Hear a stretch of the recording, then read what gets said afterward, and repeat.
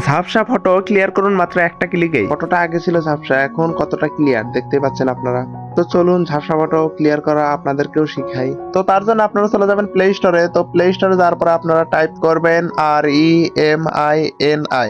তো এটা টাইপ করার পর সার্চ করবেন। তো এটা আপনারা ইনস্টল করে নেবেন। আপনাদের সুবিধার্থে আমি এটার লিঙ্ক আমি ডিসক্রিপশন বক্সে দিয়ে দেবো, তো সেখান থেকে চাইলে আপনারা নামাতে পারেন। তো এটা ইনস্টল করার পরে আপনারা সোজা চলে যাবেন অ্যাপে, রিমিনি অ্যাপে। তো সেখানে যাওয়ার পরে আপনারা গ্যালারি থেকে যে ফটোটা ক্লিয়ার করতে চাচ্ছেন সেই ফটো সিলেক্ট করে দিবেন।